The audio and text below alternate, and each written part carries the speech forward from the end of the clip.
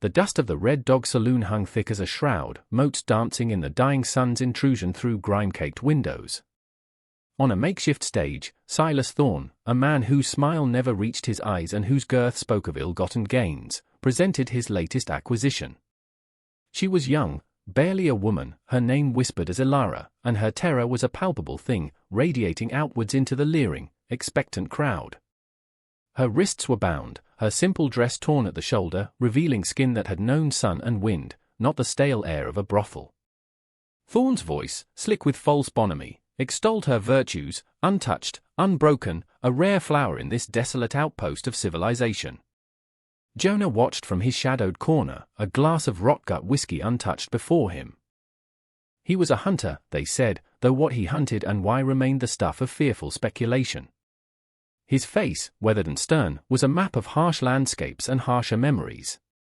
This scene, this casual cruelty, scraped at something raw within him, an old wound that never quite healed.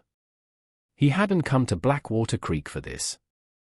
He'd been tracking a rumor, a whisper of a man from his past, but the trail had gone cold, leaving him stranded in this festering hole of a town.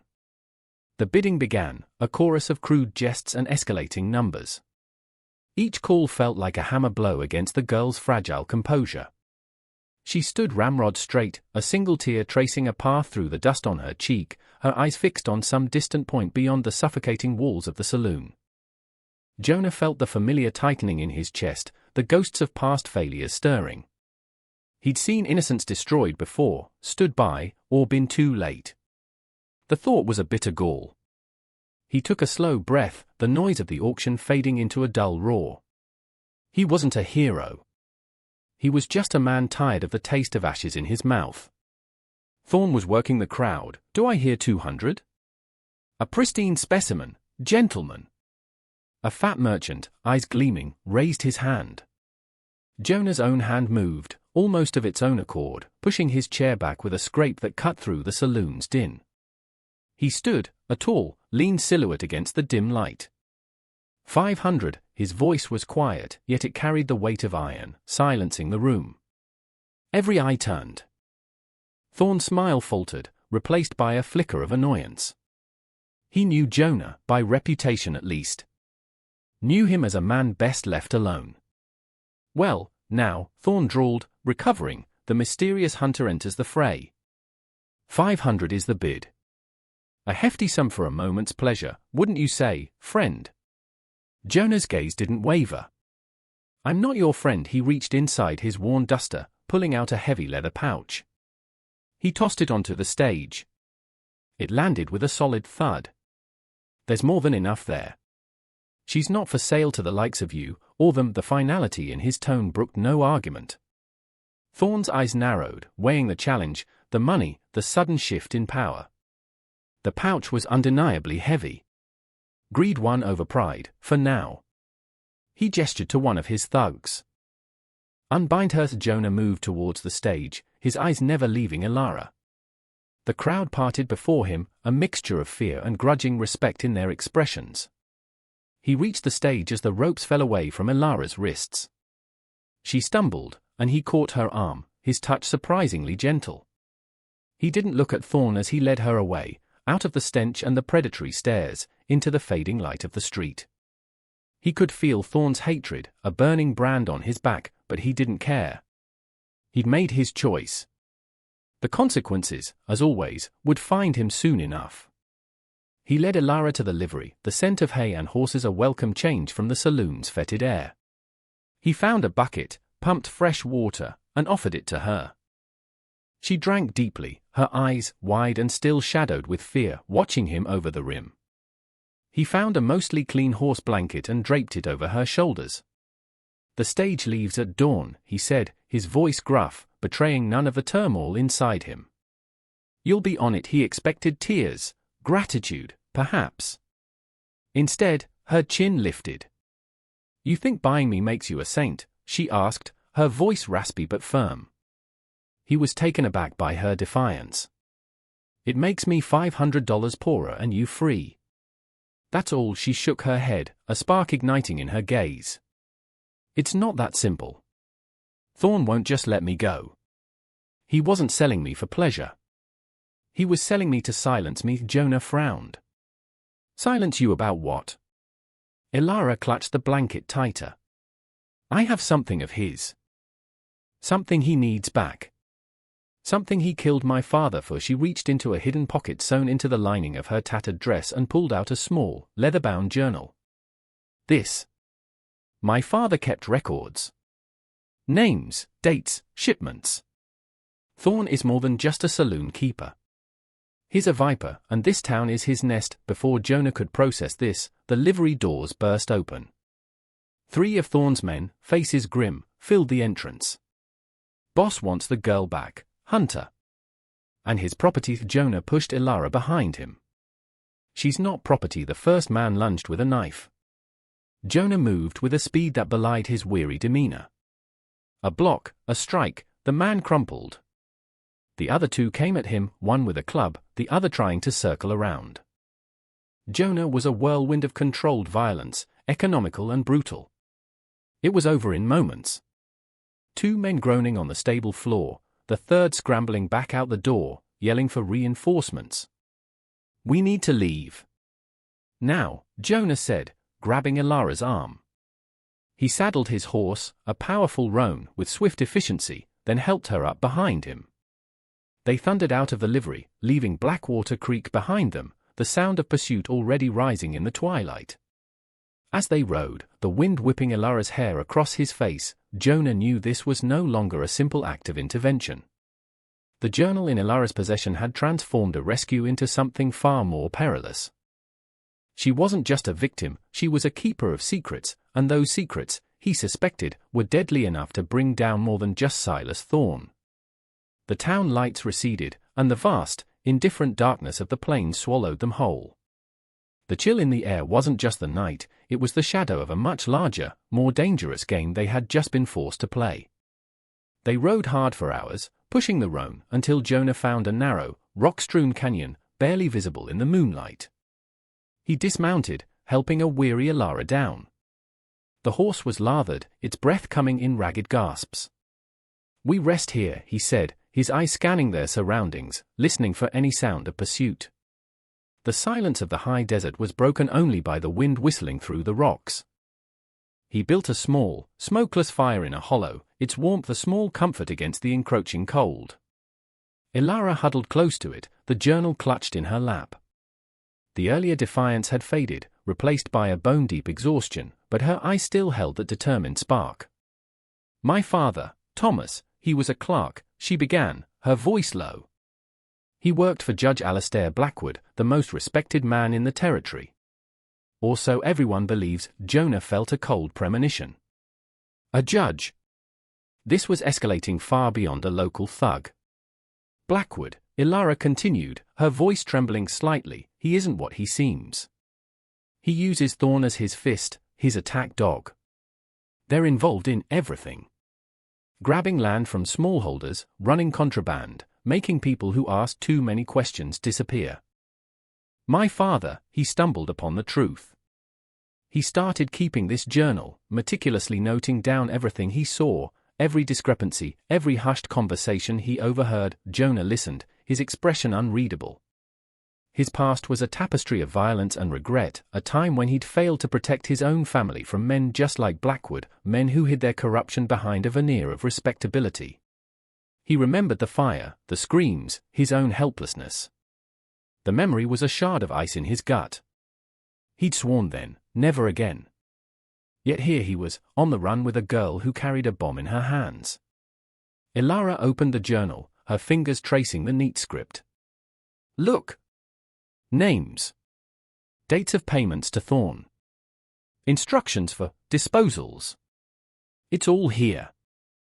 When my father realized how deep it went, he tried to find someone, anyone, in authority who wasn't already on Blackwood's payroll. He couldn't.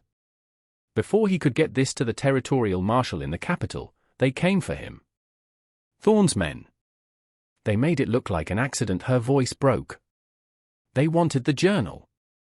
I was the only one who knew where he hid it. Jonah took the journal, his calloused fingers surprisingly gentle on the worn leather. He flipped through the pages. The detailed entries painted a grim picture of systemic corruption, orchestrated by a man who held the scales of justice. He thought of the marshals, the lawmen. How many were clean? How many were beholden to a man like Blackwood? Handing this over could be signing Ilara's death warrant, and perhaps his own. Or, he could walk away. Leave Ilara at the next town with some money, tell her to disappear. He could go back to his solitary life, try to forget her face, the journal, the echo of his own past failures. The fire crackled, casting dancing shadows on the canyon walls, mirroring the conflict within him. Jonah looked at the journal, then at Ilara's determined face, the weight of a corrupt system pressing down on him. If you were Jonah, what would you do? Risk everything for a stranger and a dangerous truth, or walk away and try to forget? Tell me in the comments below, what path leads to true redemption? He closed the journal and handed it back to her. The decision, when it came, felt less like a choice and more like an inevitability, a course charted by sorrows long past. Blackwood, Jonah said, the name a hard stone in his mouth. We can't fight a judge, not like this. Ilara's eyes flashed. So we run? Let him win? Let my father's death mean nothing. Her passion was a stark contrast to his own weary pragmatism. But he saw the truth in her fire. Running wouldn't cleanse the stain of this knowledge, nor would it silence the ghosts that hounded him. No, he said slowly, the word surprising even himself. We don't run. But we don't fight him head-on either. Not yet. Men like Blackwood, they have layers of protection. We need to peel them back, expose him where his vulnerable. A new kind of alliance settled between them, forged in shared danger and a nascent, unspoken understanding. They spent the next day holed up in the canyon, Ilara reading passages from the journal, Jonah listening intently, his hunter's mind sifting through information, looking for patterns, for weaknesses. The journal mentioned a disgruntled former associate of Thorne, a man named Caleb Rhymes, cheated in a deal and known for a loose tongue when drunk. It was a long shot, but it was a start. If we can turn someone on the inside, Jonah mused, someone close to Thorne's operations, we might find a chink in Blackwood's armor. They moved cautiously towards the small settlement of Oak Haven, where Caleb was last seen. It took 2 days of careful travel, avoiding main roads, Jonah's tracking skills keeping them safe. In Oak Haven's dusty saloon, a less threatening establishment than Thorne's Red Dog, Jonah found Caleb. He was younger than Jonah expected, with bitter eyes and a nervous energy. Getting him to talk wasn't easy, but Jonah didn't use threats. He spoke of Thorne's greed, of the way he used people. He spoke of justice, a word that seemed to resonate with Caleb's own simmering resentment. Then Ilara, her presence unexpected and compelling, spoke of her father. Hesitantly at first, then with growing confidence, Caleb started to talk. He confirmed Blackwood was the true power, Thorne his enforcer. He'd seen things, heard things. He was scared, but he was also angry. Blackwood, Caleb finally revealed, his voice barely a whisper, he's expecting a big shipment.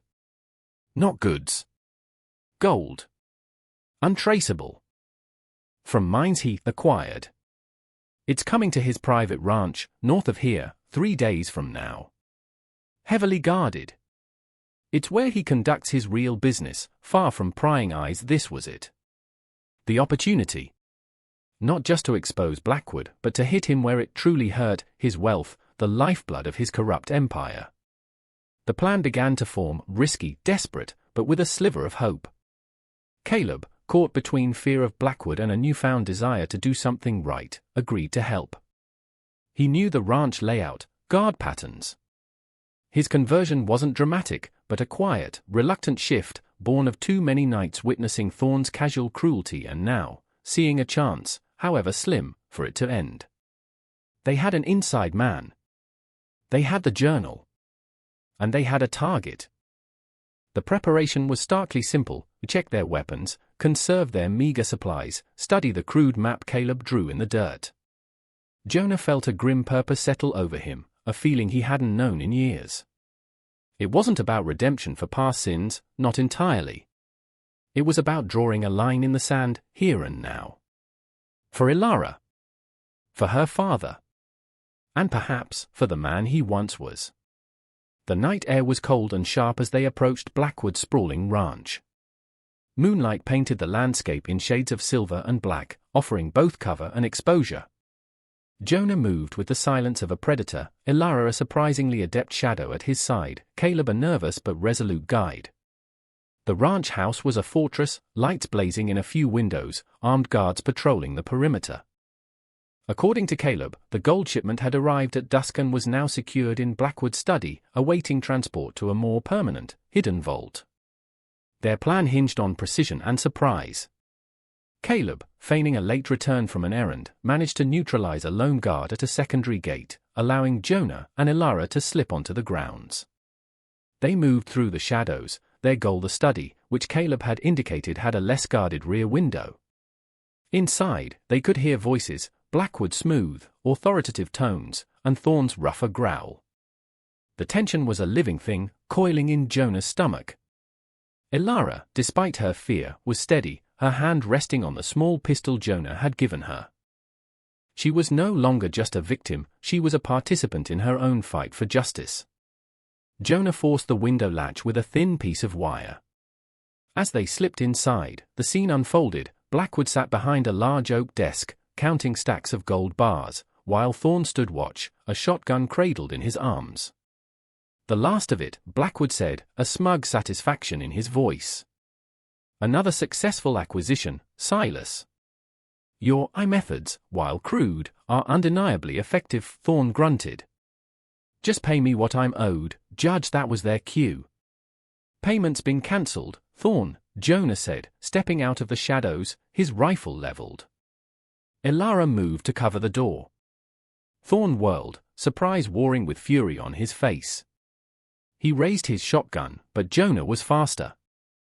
A single shot from the rifle slammed into Thorn's shoulder, sending the shotgun clattering. Thorn roared in pain, staggering back. Blackwood, pale but composed, slowly raised his hands. Well. The hunter. And the girl. I underestimated your persistence. The confrontation was swift and brutal. More guards, alerted by the shot, rushed in. Caleb, appearing at a critical moment, managed to create a diversion outside, drawing some of them away.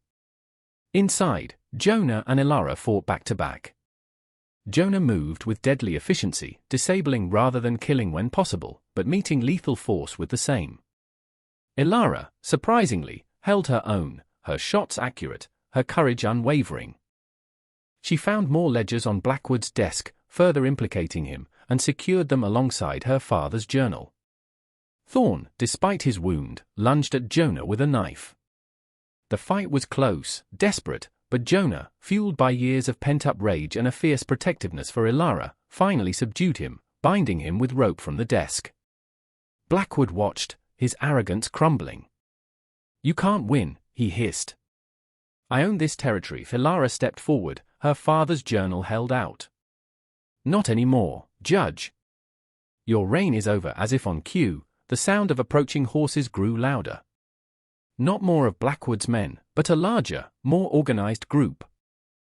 A territorial marshal, a man known for his integrity whom Caleb had managed to get word to using a discreet contact, rode in with a dozen deputies, drawn by the orchestrated chaos and the promise of evidence. The fight was over. Blackwood, stripped of his power and facing irrefutable proof, was arrested. Thorn, bleeding and defeated, was taken into custody. The sun was beginning to rise as Jonah and Elara stood outside the ranch house, watching the lawmen secure the scene. They were exhausted, bruised, but alive. The air tasted cleaner. Justice, slow and hard won, had finally arrived. They didn't speak for a long moment, the shared ordeal creating a bond deeper than words. Later, with reward money for Blackwood's capture, which Elara insisted they share, they bought a small, secluded piece of land far from the corruption they had exposed, nestled in a quiet valley with a clear stream. It wasn't a grand estate, just a place to build, to heal.